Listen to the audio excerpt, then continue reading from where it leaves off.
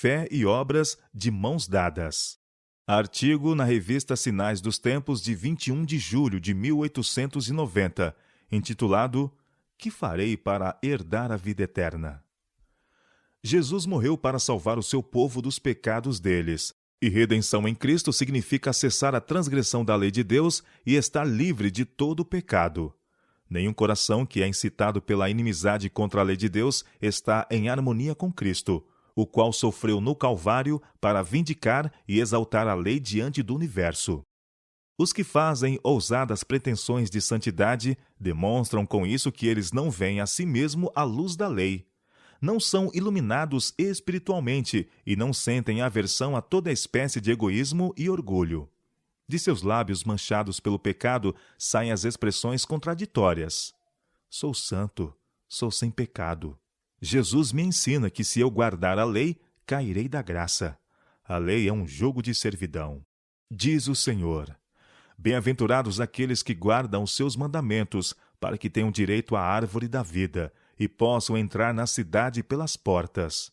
Devemos estudar diligentemente a palavra de Deus para que cheguemos a decisões corretas e procedamos de acordo com elas, pois então obedeceremos à palavra e estaremos em harmonia com a santa lei de Deus.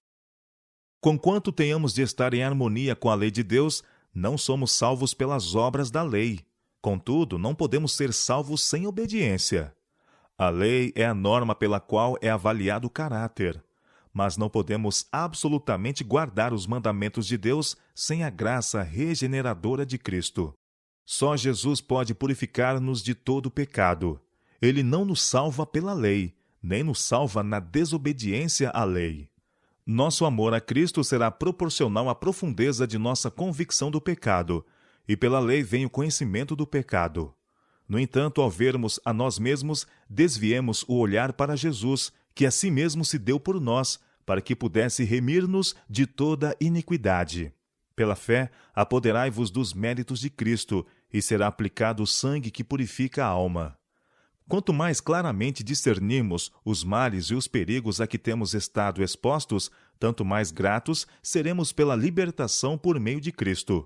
O Evangelho de Cristo não dá licença aos homens para transgredirem a lei, pois foi pela transgressão que se abriram sobre o nosso mundo as comportas da aflição.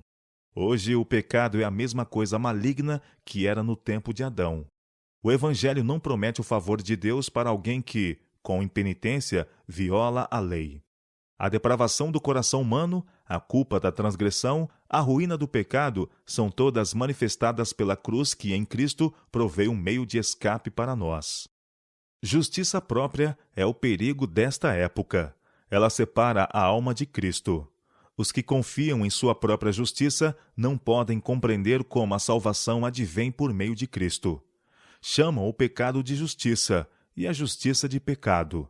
Não têm noção do mal da transgressão, nem compreensão do terror da lei, pois não respeitam o padrão moral de Deus.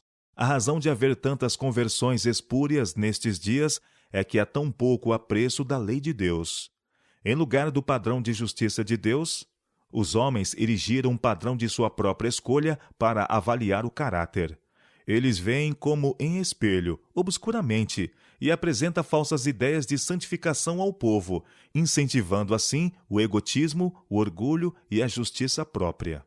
A doutrina da santificação defendida por muitos está cheia de engano, pois é lisonjeira ao coração natural. Mas a coisa mais afável que pode ser pregada ao pecador é a verdade dos reclamos obrigatórios da lei de Deus.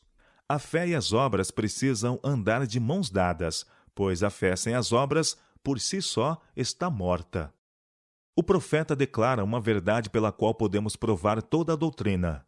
Diz ele: à lei e ao testemunho, se eles não falarem desta maneira, jamais verão a alva. Isaías capítulo 8, verso 20.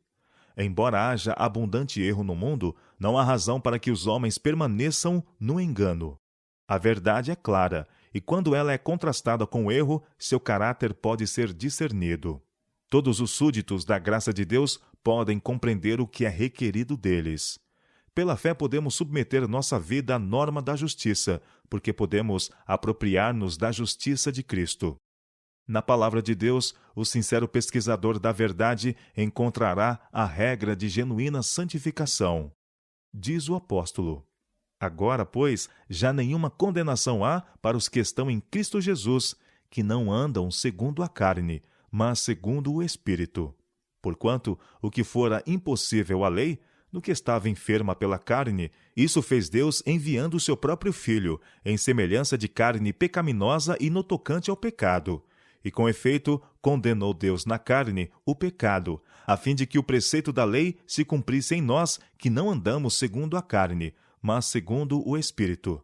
Porque os que se inclinam para a carne cogitam das coisas da carne, mas os que se inclinam para o Espírito, das coisas do Espírito. Porque o pendor da carne dá para a morte, mas o do Espírito para a vida e paz. Por isso o pendor da carne é inimizade contra Deus, pois não está sujeito à lei de Deus, nem mesmo pode estar. Portanto, os que estão na carne não podem agradar a Deus. Vós, porém, não estáis na carne, mas no Espírito, se de fato o Espírito de Deus habita em vós. Romanos capítulo 8, versos 1 a 9.